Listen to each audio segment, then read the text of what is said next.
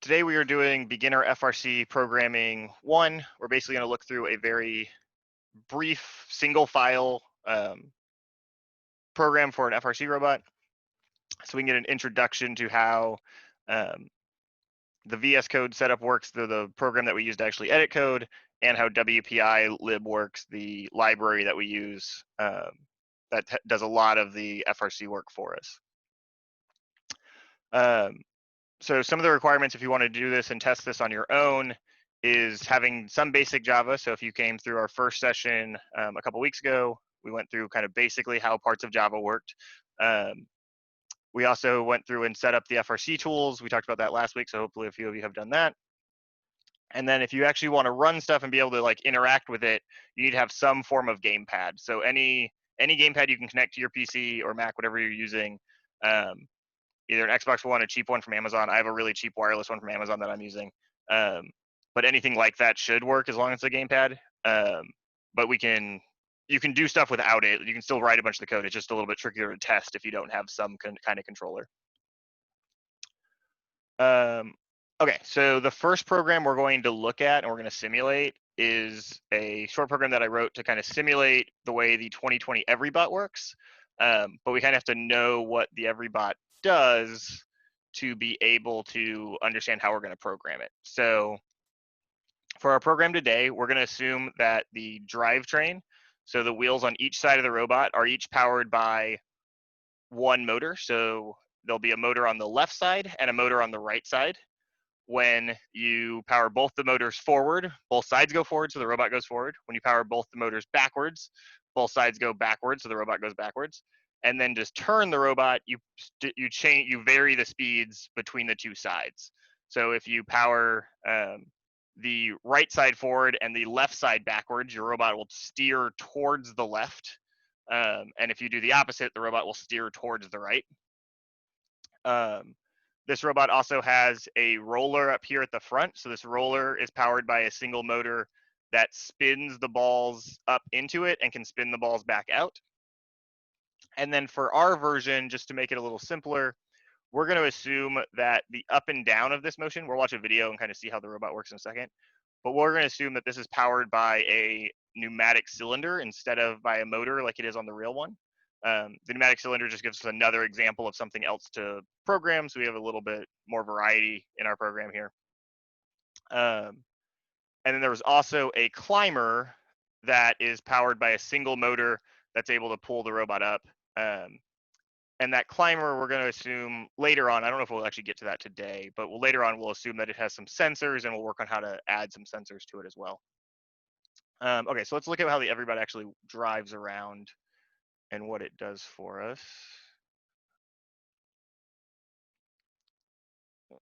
Okay. Yeah, so that's the basic arm. That's the intake. So you see it bringing in balls. That's the climber motor that they're really zoomed in on, but that's fine. Yeah, so we see it brings in lots of balls, so we need to be able to power that intake and tell it to either go forward to bring balls in or backwards to spit balls back out. We need to be able to drive around the field like it's doing. And we need to be able to raise and lower the intake like it just did, because that's how it's able to score. So it's scoring right there. So it lowers the intake to be able to grab balls, then it raises it to be able to score. And then eventually it's able to climb. So we need to be able to raise the hook, so power the motor one way, and pull the hook back down so we can power the motor the other way. The way that Everybot actually works, they actually only power it one way, but our program can be a little bit more advanced, and we can have direction control if we want. But you need to be able to power it the other way to unspool it and anything else too. Okay, so now we have some idea of like what the functions are. We don't need to know how it works. This isn't going to be a perfect example. Like the code we write, if you just put it on any random Everybot, isn't going to actually work. You need a lot more details, but we'll be able to get pretty close to all of the features that we want to be able to run. So we have a file we have a project that's already made for us, and we're going to download that. So I'm going to put this slideshow in the chat so you can go and download this too if you'd like. So this zip file will come up. We're just going to click the download button up here.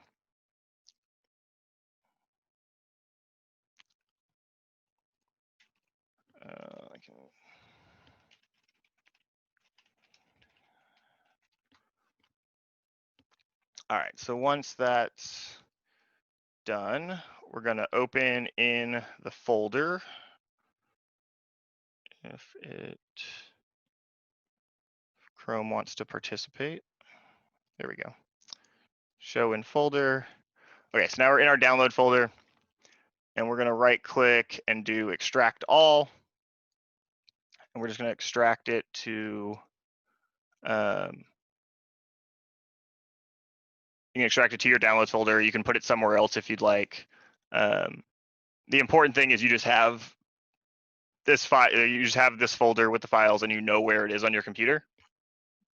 It doesn't really matter for today where it is exactly located. We just have to be able to get there so that we can open up this file with our VS Code. Okay, so hopefully you, if you're following along, you've already installed VS Code 2020, so you should have this desktop, you should have this link on your desktop already. If you don't, it's okay, you can follow along with me and you can go back and do it later. But this will open up the software we use to actually edit code. Once this is open, and make sure you open it from the desktop. If you try to like open it from the start menu and do different things, it may not open the correct VS Code. The desktop link always works. From here, we're going to do open workspace. And we're going to go find that folder. And it has a file called Everybot single file 1.code workspace. And that's what we're going to open.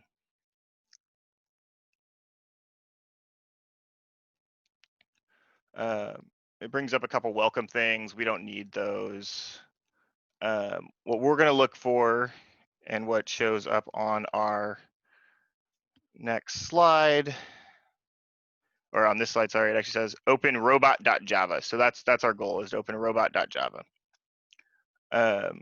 So that's inside of our source folder. SRC is abbreviation for source, Java, and robot.java. So this is our first like robot file that we're going to look at. There's a bunch of other stuff over here. You don't need to know what any of this is yet, so don't worry about it. Even when we're actually writing it for the actual robot, most of the time we're ignoring large sections of this. This just is all template stuff that's built up and is basically done for us by WPI-lib. That allows it to like download the code to the robot and do a bunch of other nice things. So as we go through robot Java, that's what we're going to look to next. We're actually just going to, before we actually even look at the code, we're going to run the simulator so we can see what the code, what the program that we already have written does for us. So to start the simulator, we come over to this button right here. You probably won't have the white button, don't worry about it. Just this red and black WPI-lib button, and we'll click there. And now we have a bunch of options. The easiest way to get to what we want, because this may be in a different order for you, it probably will be, is to just type simulate, and it will filter out everything until it finds simulate. And this is the first. This first one is the one we want. WPI-lib simulate robot code on desktop.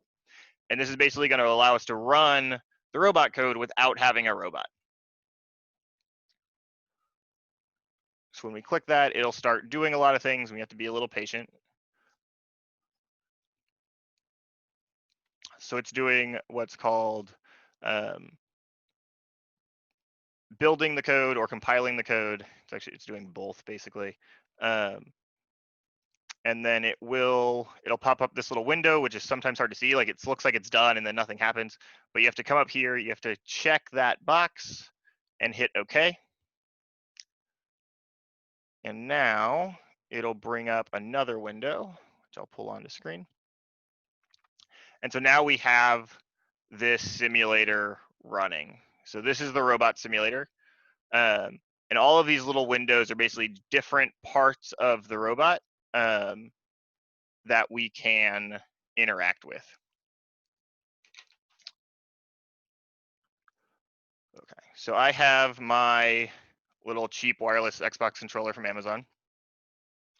Over on the left here, we have system joysticks. So these are all the different system joysticks that are plugged in. So if you had multiple Xbox controllers plugged in, you'd have a whole list. If you had a PlayStation controller, whatever it was, you'd have different game pads, different joysticks. Whenever you push a button, it'll light up. So I'm pushing the A button and I get that little yellow on the Xbox controller, so I know which one it is. I'm going to drag this over to joystick 0. For the simulator, because it doesn't know as much about like the joysticks as the actual driver station software does, we have to check this map gamepad button if we're using a gamepad. And that'll make it so then when I move all the axes, I can move everything up and down, and it will move all those numbers while I'm moving the joysticks. And if I hit different buttons, the buttons will light up as it should. Okay, so once you have that, so you basically assign it, the system now knows it has a controller, so I'm able to like drive the robot around if I want. But to change that, we have to change the state of the robot. While the robot is in disabled mode, nothing I do on the controller will do anything to the outputs of the robot because that's not important for us, right? We want to make sure that disabled, the robot is safe. Something happens, if somebody's working on it, it's disabled, nothing's going to be moving. That's why we have the disabled mode. If I change it to autonomous, it would run any autonomous code that we had. So it wouldn't be looking at the joystick either. It would just be trying to act as if the robot was in autonomous mode for the match and it was doing something on its own, driving forward, launching balls, whatever it was doing. We don't have any autonomous code currently, so it wouldn't do anything if I switch to that. Teleoperated is driver control. So it's another word for driver control. And when we put into teleoperated mode, it allows me to move my joystick, and now I start seeing output over here at this PWM outputs. So PWM outputs are how we control our motor controllers and how we can give our motors different speeds forward and backwards. So when I move the left joystick forward, I'm able to see that my whole robot is now, one side is going positive 0.98, like 1 is basically max speed, so based on what the controller's doing, but it's like 99, so that's fine. It's giving it very close to max. And the other side is going negative, but that makes sense because one side has a motor kind of flipped one way, the other side has a motor flipped the other way. So we'd want one side to be basically backwards of the other. So that means both of them are going forward. That can be a little confusing to start with. Don't worry about it too much in the simulator. Eventually, it'll be very obvious if you're doing it on a real robot because you'll push the joystick forward, and instead of driving forward nicely like you want, it'll spin in circles if they're not going the correct direction, or it'll go backwards if they're both the wrong direction. So it's pretty easy to figure that out.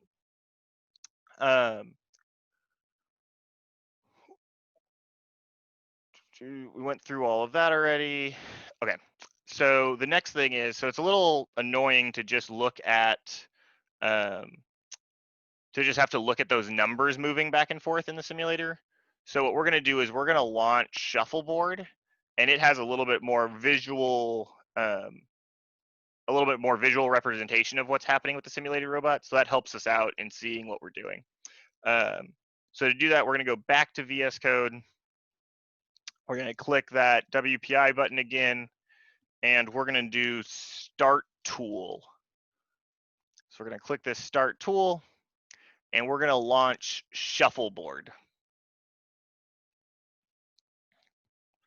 And so this comes up and it starts launching, takes a second.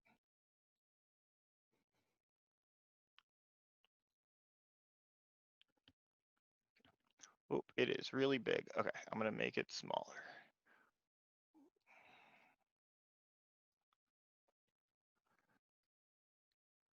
All right, so now we have Shuffleboard. Now I have this live window tab over here, so I can click these buttons and I have different tabs. And this live window tab is what I kind of want because it has our drive, it has our intake motor, and it has our intake pneumatic value, which we'll look at in a little bit. So now when I move the joystick forward, it shows that the robot's going forward, which is what we want. When I move the joystick backwards, it shows that the robot's going backwards. If I move the joystick to the left, actually right now it doesn't do anything. If I move the other joystick to the left, because the way it's programmed, this is forward and backwards, and my right joystick is left and right. So if I move the right joystick to the left, I get the robot turning left. And if I move the right joystick to the right, I get the robot turning right, which is what we want.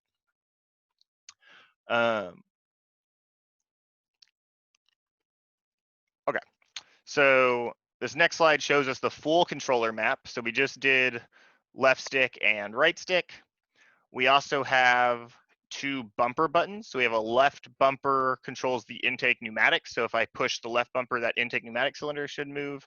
And the right bumper and trigger control the intake motor. So I should be able to change those speeds back and forth. So let's see how that works. So if I go and use the left bumper, this intake value should turn green instead of red, which it does. So that means if once I hit that, that would be like having the intake be lowered.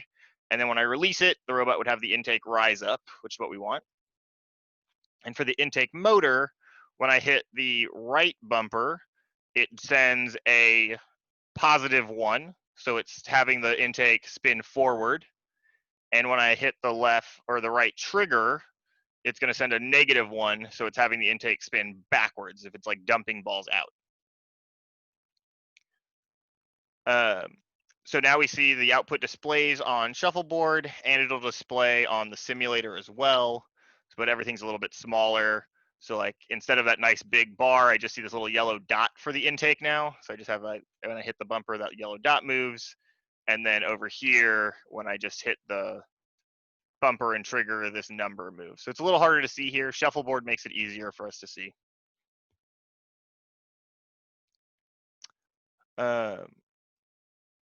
Okay, so now that we have an idea of how that works, I'm gonna take our simulator back to disabled, and we're gonna look at some of the sections of code that will help us along. Okay, so looking at this file, I'm gonna close some things so we can get this a little bit bigger for us here. And I'm gonna make our text a little bit bigger so it's easier for everybody to read it. All right. Okay, so the first thing we're going to look at is our imports. So imports are really important. If we didn't have any imports, every single piece of our code would all have to be written in a single file. So all of the stuff to handle the motors and the gamepad and how to communicate with the robot and all of that would have to be in one giant Java file, and that would be very frustrating. So we use imports to allow us to communicate between Java classes, which normally get stored in their own file for our purposes. So these are some of the imports we need. So we have this first import is all this edu WPI stuff. All this is just telling it, okay, this is part of WPI lib. The J here is for Java. So all of these are kind of the same for anything that is WPI lib.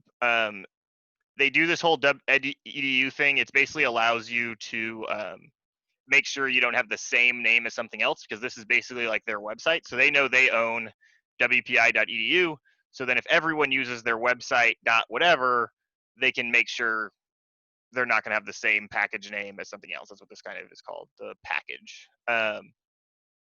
Okay, so timed robot is sort of the base thing that we're going to pull in and allows us to just do stuff with the robot. And then the rest of these are things we actually use. So this Victor SP, this is our motor controller that we're using in this example. Solenoid, that's how we control pneumatics. So that's just the word for it, and it's a little device that controls which way the air goes. We'll have a intro to pneumatics here in a week or two. And then we have an Xbox controller because we need to be able to know how do we see the different values from the Xbox controller? How does the robot know that I'm moving the left joystick or the right joystick? That sort of thing. So this class does that for us, so we're not having to write all of that out. We have that stuff already done, and we can just very easily be like, okay, get the left stick value and use it for this thing, which we're going to do in a little bit. There's a couple more. We don't know exactly what all of these do yet. Just know any of these, they're just things that we use in our code that are housed in some other file, and we're just telling it kind of where it is. It's kind of a map, so it knows where to go get stuff. Okay, the robot class itself is the primary class that we're going to use. So this public class robot extends timed robot is the main class that we use for this single robot, so that we know it basically knows to run things from here, and it knows how to get all this code started. When we turn the robot on, by doing this extends timed robot thing, it's able to know what parts of the code should be running and at what time.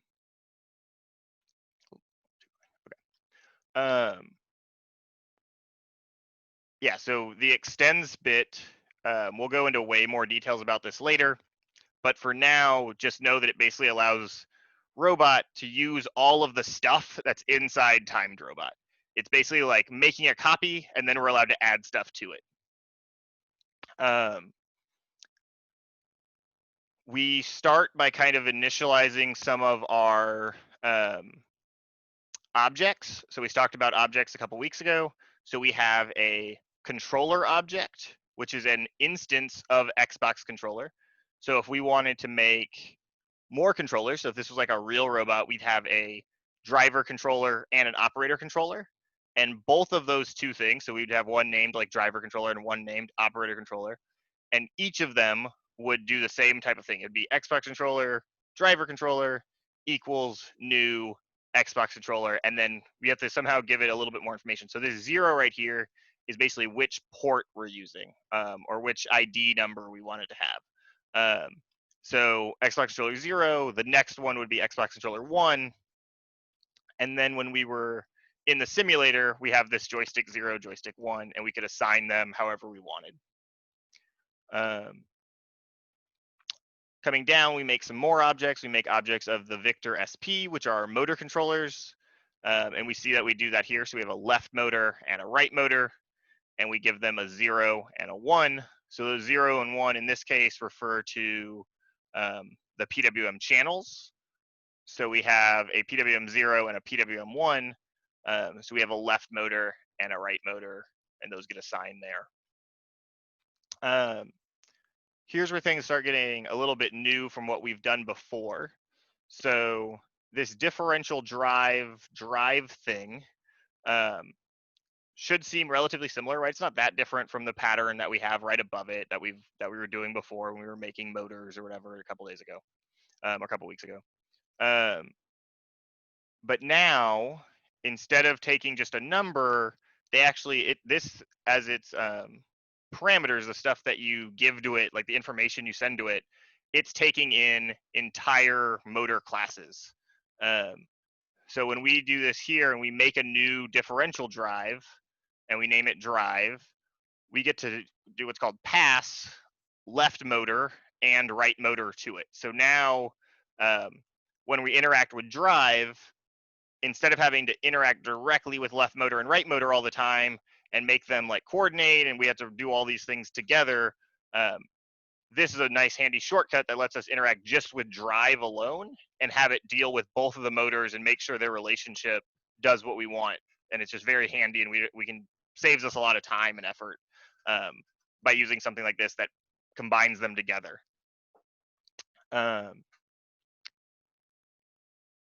For the intake, we kind of section stuff off, right? We have comments everywhere we can, so we can tell what the intent of our code is, right? That's what we talked about before.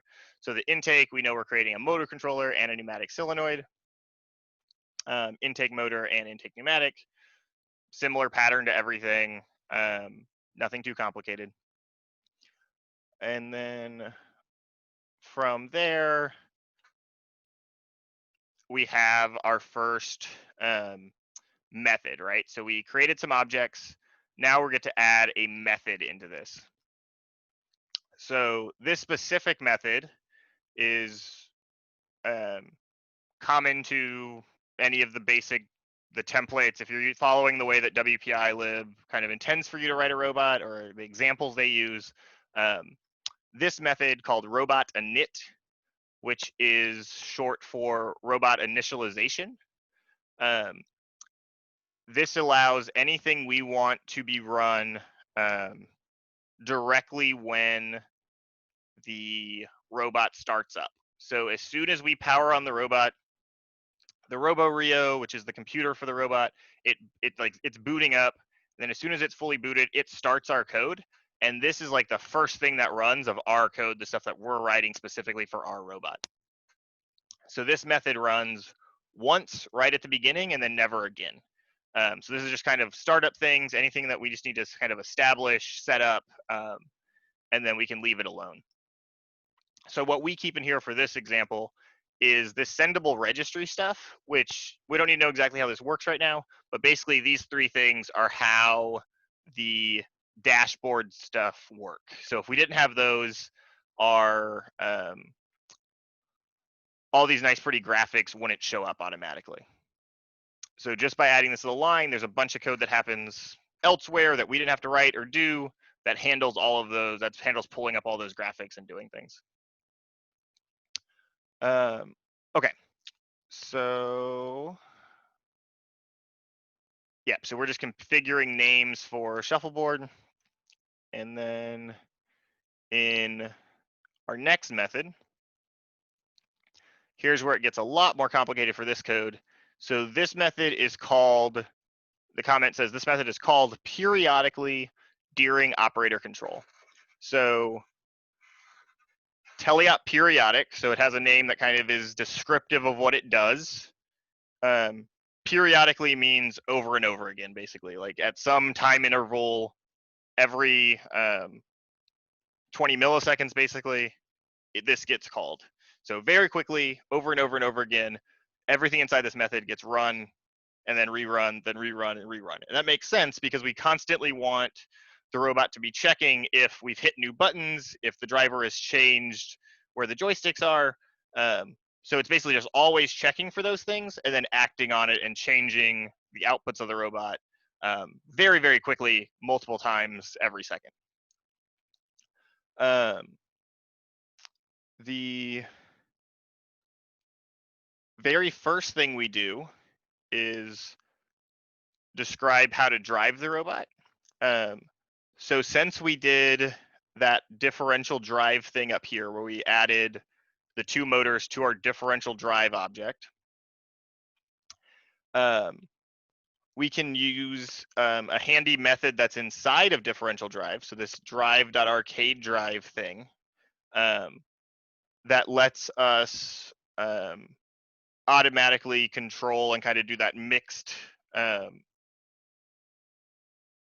the mixed control of the two motors using two joysticks. So if we didn't have this, we could probably pretty easily map a single joystick to a motor. So if we moved the left stick up or down, the left motor could go up or down, or go forward or backwards. Same if we did the right stick.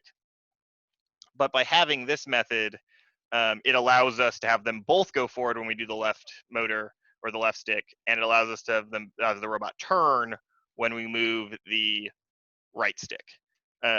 So we're using stuff that's already written for us in the library, so we're not having to do anything super complicated. We don't even have to know how it works. That's kind of the good part of a lot of this, is you don't have to know exactly how it's doing it. A lot of times you just have to know what it does and then what you have to be able to do to use it.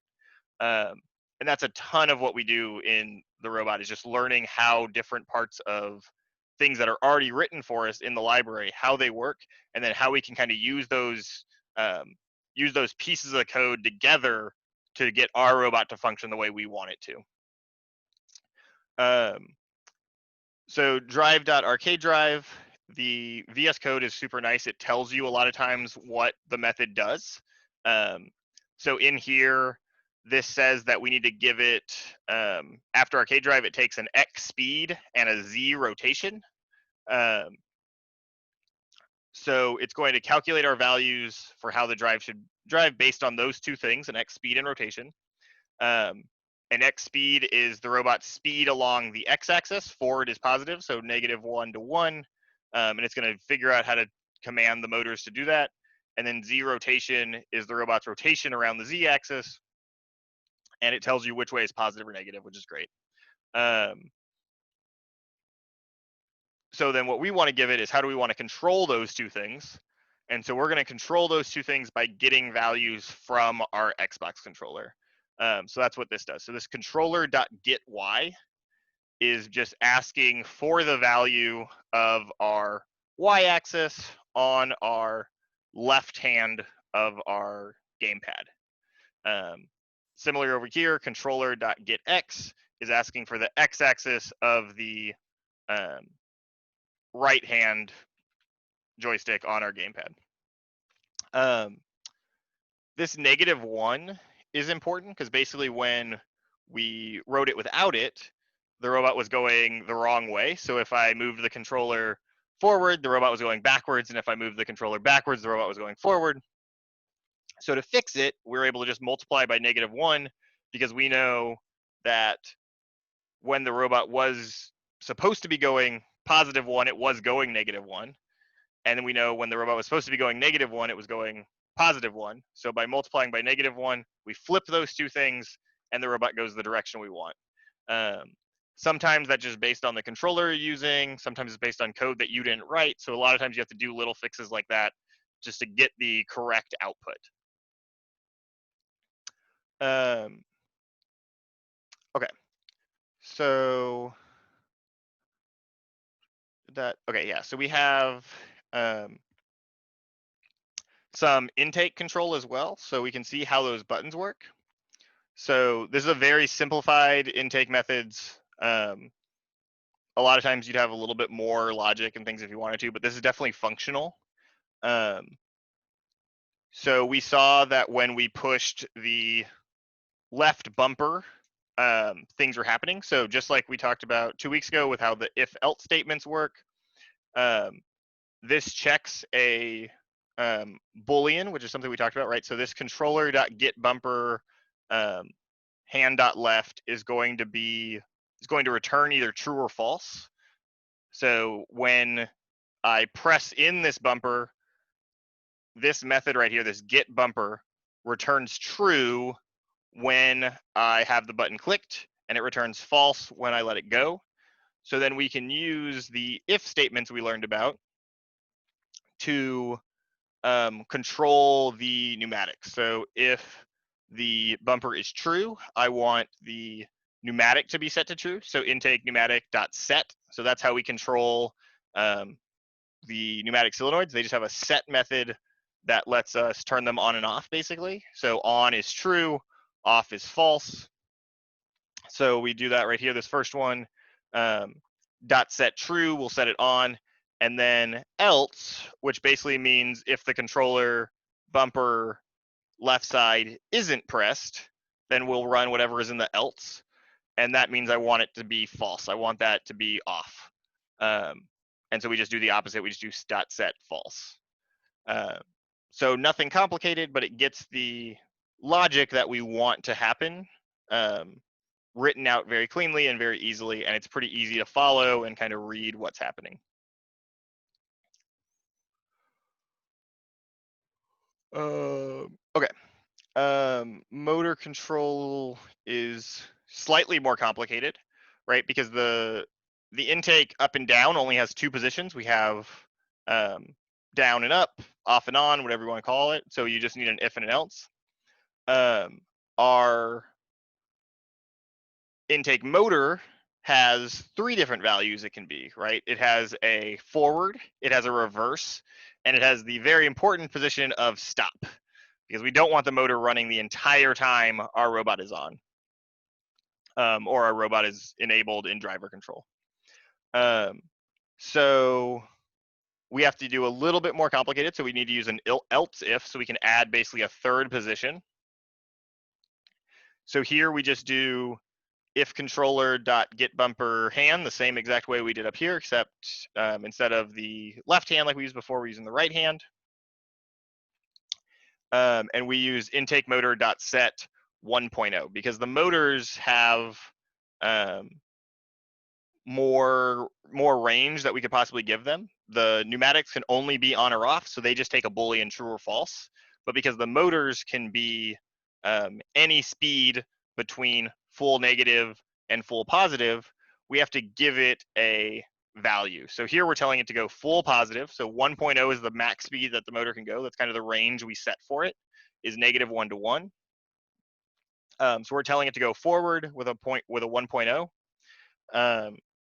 And then for the next one, it gets slightly more complicated because because we want to use this trigger back here to control it.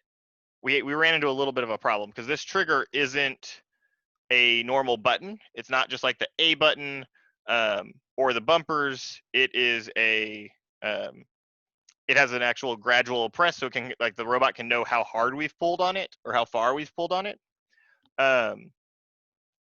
So because of that, we needed to set up a little bit more work to get the Boolean out of it. So we do, we call the get trigger axis method, which doesn't return a Boolean. It doesn't return true or false. Instead, it returns a value. It returns a value between 0 and 1.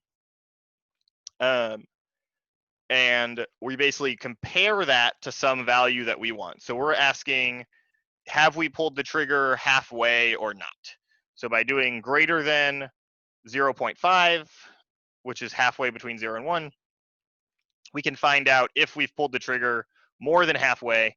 And if we have, this whole thing in parentheses becomes true. And if we haven't, this whole thing becomes false. So we can use it in a very similar way to how we use get bumper. It just takes a couple more characters to write out what we want.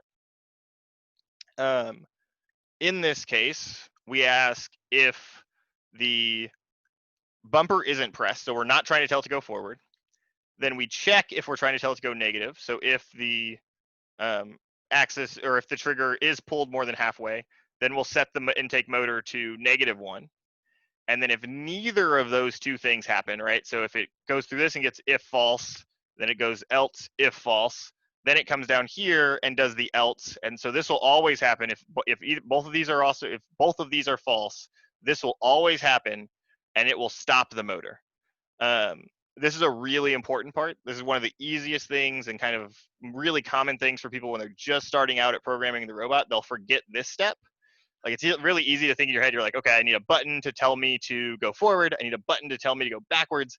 And they forget to have the robot make sure that it stops if it's not doing anything else.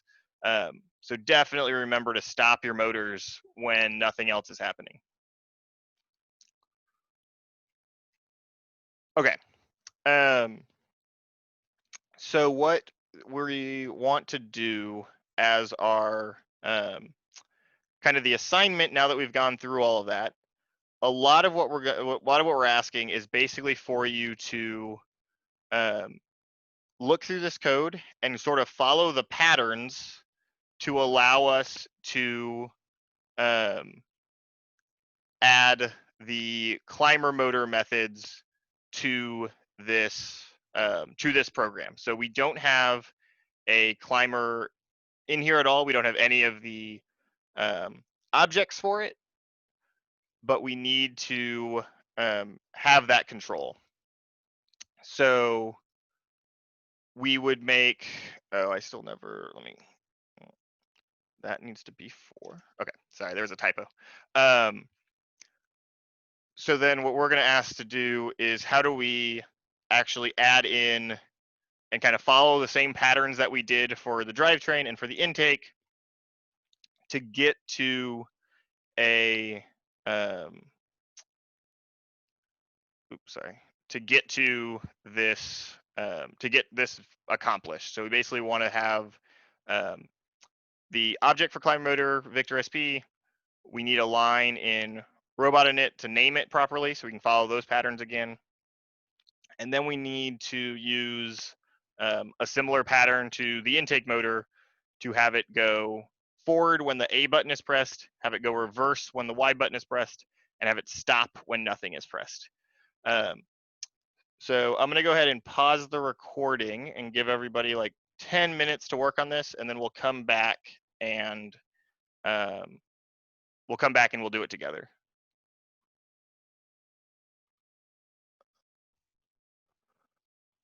All right, so we're gonna go ahead and walk through how we would go about adding the climber motor and methods, kind of following the patterns that are already established here. So the first thing we need to do is, like it says here, we're going to create the climber motor object. So we're going to do it down here, since this is where we're creating all of our objects, right? We have these 3 different things set up. We're going to start with adding comments because we always want to know the intent of our code. So we can just be climber, create a motor controller. So now we know kind of what this is doing. And then we're just going to follow the same pattern that we used for the other 3 motor controllers that we've already established. So we can do Victor SP, we're going to do climber motor equals new Victor SP 4 semicolon. Okay, so this is the exact same pattern as this, nothing special, 0, 1, 3, 4. We skipped 2 because I forgot about 2 when I wrote this thing, so that's why it's 2 skipped, not for any specific reason. This should probably be 2, but it's fine. It doesn't necessarily matter, it just matters where we plug it in. So now we just know that the intake motor has to be plugged into 3 and the climber motor has to be plugged into 4. If we were to move them, we would just change these numbers if we were doing this on actual hardware. Okay. The next step it asks us for is to add a line to robot init to name the climber motor. So we're going to copy the same pattern again. So we're going to do sendable registry, and so once it's like auto completing for you and it shows it down there, if you just hit enter, it'll let you it'll auto complete it for you. Do .add, and then if you click off, if you want to like go back and see the pattern, because it was like covering up what we were trying to do, because a lot of times we don't have to know exactly what it's asking, we just have to be able to follow the pattern and kind of do the same thing.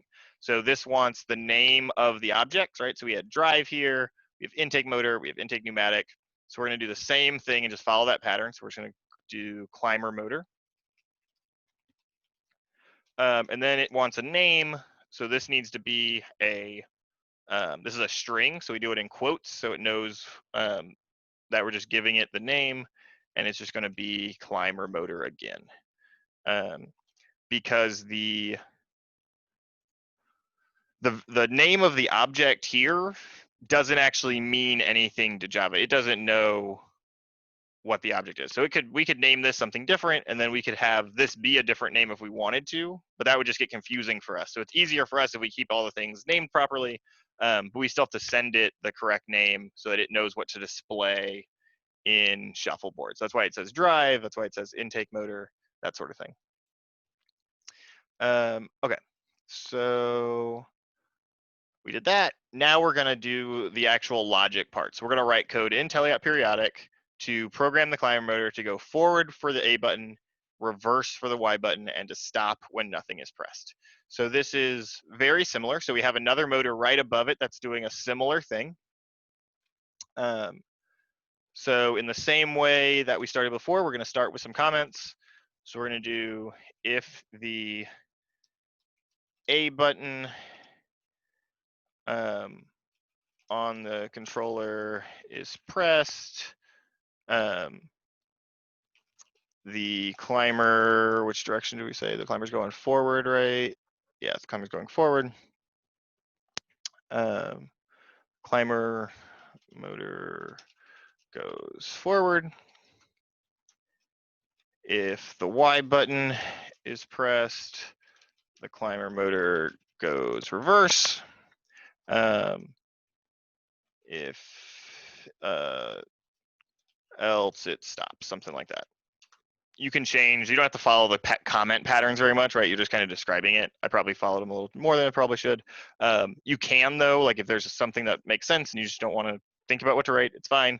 But really, as long as our intent is coming across, that's the important part. The comments aren't specific patterns, anything. We're not super rigid most of the time about how we comment things.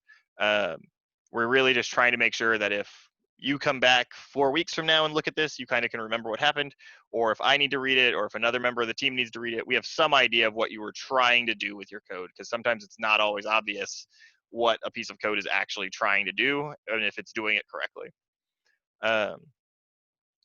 Okay, so we're gonna start with an if statement, just like we did before. We're gonna get the controller object, and we're gonna hit dot, and it's gonna show a bunch of different options for us to use. And we know the first thing we wanna check is if the A button is pressed, and it has this nice get A button method already for us. So if we click on it, it'll autocomplete and type it for us. And since this is already a Boolean, we can just, we don't have to do anything else. We can just say if controller.getAButton. If we wanted to, you could forcefully check the Boolean. So you could do like equals true, which would work too, but that does the same thing, right? Because this is true, then true equal true is true. If this is false, then false equals true is false. So whatever this is still going to return true or false. So there's no reason to type all this out, but you can if it makes more sense to you. I hit enter too fast. Okay, so we need our brace here. So this is everything that's like inside of what's called inside of our if statement, right? Everything between the curly braces here. And we're gonna do climber motor dot set, because that's how we set motors, and we're gonna tell it to go forward, which for us right now is just 1.0 or 1.0. Okay, so now we know the motor is going forward.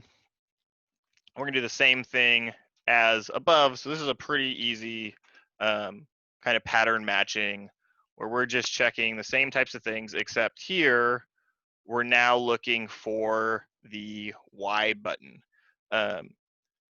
So if I type Y button, it will bring me to get Y button, and I can click on it.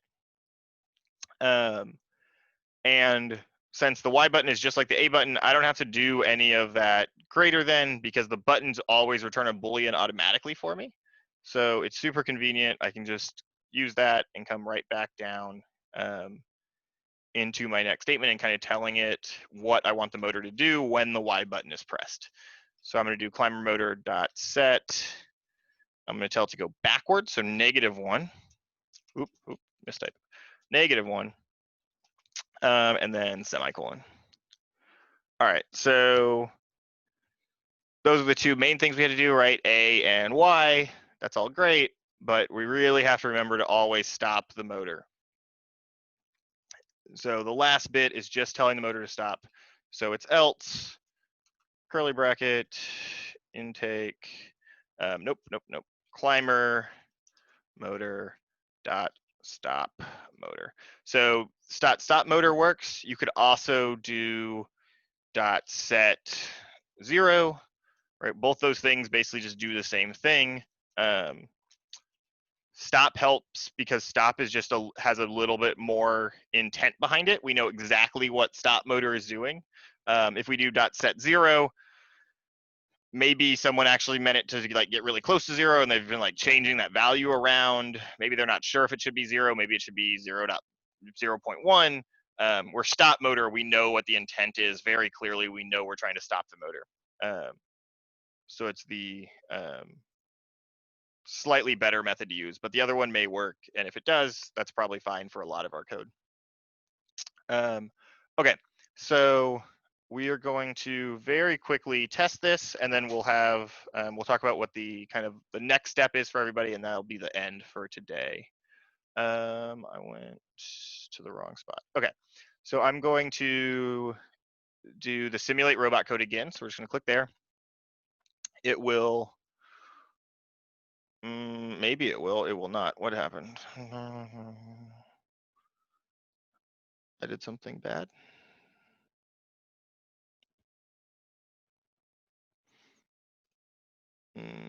Let me close some things and figure out what just happened. I don't know what I did. Sure. Okay. Everything looks okay. Let me build robot code first and make sure things are building. It may have just been that it was already running. I think I just didn't stop it. All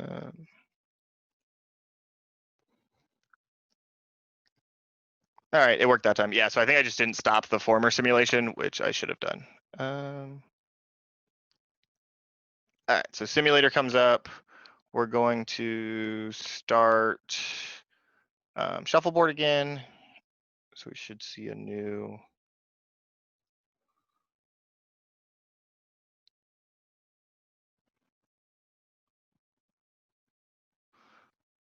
All right, live window.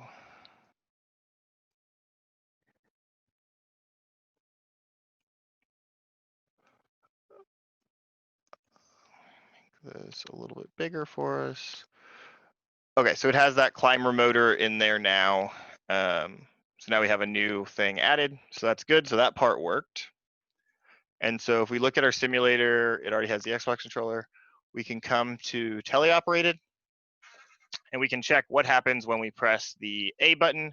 We have this PWM4 now. So if I press the A button, it goes to 1.0, which is what we set it to. And if I press the Y button, it goes to -1. So that's the part we wanted. So then we can see the same thing on shuffleboard. So if I press the A button, we get that 1.0 down here. And if I press the Y button, we get that -1. So that's our very basic intro. We're going to do one more kind of advanced assignment that we'll leave you guys with for next week. So if the task is basically to add sensors to the climber code. So this is something we haven't done yet. So this takes a little bit of logic, maybe some research. But all we want to do is it kind of steps you through what we want. So we're going to add 2 digital inputs. So we need to figure out how to import the digital input class.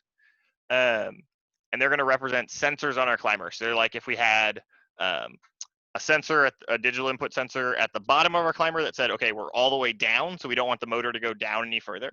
And we have a sensor at the top that tells us that we're all the way up, and we don't want the motor to go up any further. So then when we hit the bottom sensor, if we're going to call that port 0, we don't want the climber to be able to go reverse anymore. So if we edit one of those things in the simulator, so in the simulator, there's going to be this where it says like digital IO. There'll be a little option here to set once you set up the digital inputs, you'll be able to set them to true or false. So if we set the bottom sensor to true, we want to make sure that the climber motor can't go negative at all. And then for the top sensor, if it's set to true, we want to make sure that the climber sensor can't go forward at all. So you're not changing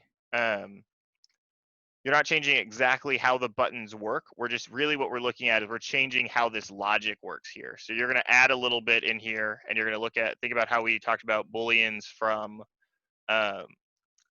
last week and how we have the ability to do and, so we can combine boolean things. So you have and, you have or, and so that's what you want to be able to do. So you're basically going to modify this if statement and this else if statement to meet these requirements here. That's one way to do it. There's always more than one way to do it. So that's the way I would do it. If you find a different way that accomplishes the same thing, great. So we've basically laid out the requirements. If you can write your code in some other way, awesome. I'm going to put that up as a assignment on the Google Classroom for next Monday. So you have a whole week to do it. It should not take, right? It shouldn't take more than 30 minutes or so if we're playing around. Feel free to ask me questions throughout the week or whenever you have them.